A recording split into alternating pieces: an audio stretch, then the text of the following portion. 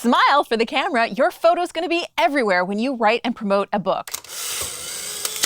Here's how to get a good one.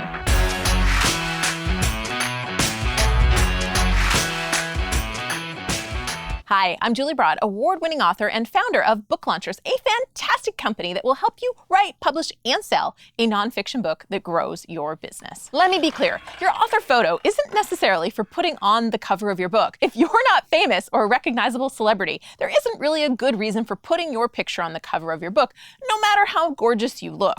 Your cover has one job, and that is to sell your book. Your face, that's this right here.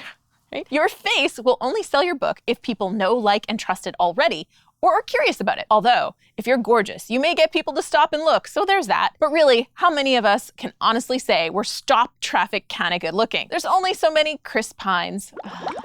Seriously, Chris Pine, I live in LA. Why haven't you come by to say hello? Back to the photos. You don't need it for the cover, but you do need it for pretty much everything else. Amazon author page, about the author page for inside your book, PR kit, podcast or speaker's one sheet, Goodreads page, posters for your book signing. The list is long. So how do you get a good one? Number one, hire a professional and ask to get at least 3 different edited shots with several changes of clothes and ideally a few different settings and backgrounds. Some photographers will actually give you all your digital images, but allow you to choose 3 to 5 to be edited. That's what you want, ideally, so you can get a consistent look for your brand and book, but have some choices to work with. I'm sure that picture at your cousin's wedding was great, but cropping out your aunt's arm isn't an option. And seriously, you can tell a photo that isn't done by a pro.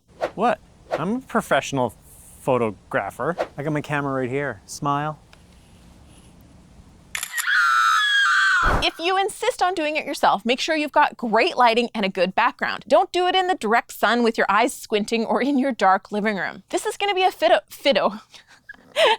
This is going to be a photo that's going to be around for a while and you're going to see it a lot, so it's worth investing in a good one. Number 2, make sure you can get it resized easily or even just get the photographer to send you different sizes. For example, your Goodreads author profile is going to be 400 by 400 pixels, so a square.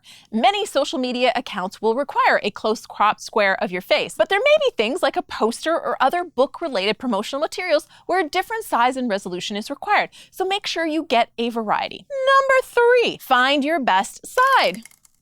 I tweaked my neck, so I can't actually do this. Usually a pro will have you experiment with different types of smiles, different angles, a little head tilt, a somber face, or a smirk, or a full smile. We're digital now, so you can do a whole bunch of looks and find a good one. I find it easier to be natural when my husband or a friend is in the room talking to me or telling me jokes. What? That way I can loosen up and take more natural photos. Number 4, consider your background. Busy backgrounds or action shots won't work for the small profile shots. I like to have a few choices of background, but I do find that your standard photography studios have decent choices, and white or black isn't bad to have on hand either. But if you're a realtor, don't do this one. I'm not going to name names, but there's a realtor in Nanaimo that does this. Number 5, dress the part. Solid colors tend to be best. Patterns can be tough, but most importantly, find an outfit and a look that matches you and the brand you're building. Keep in mind your background though. If you want a black background, don't wear black. Same thing for white. You get the drill. That's also why I like to plan for a few changes of clothes when I do a shoot. Now, ladies, the bigger question for you might be whether you want to get your hair and makeup done. I don't do it personally because I want to look like me when I do a photo shoot, so you're not too disappointed when you meet me in person. As it is, the photographer is going to touch up the image to make you the best version possible. And the reality is that if you meet me anywhere but coming out of the photo shoot, my hair will be far from perfect and I'm not going to have a ton of makeup on. So I don't do the pro makeup and hair. But I love it when my photographer has someone who will powder my face so I don't look greasy and do the flyaway hair control on the spot. So just think about that in advance. If you like this video, hit the thumbs up button and subscribe so we can hang out again soon. If I missed a tip for getting a great author shot, let us know below. See you on the next video. Smile.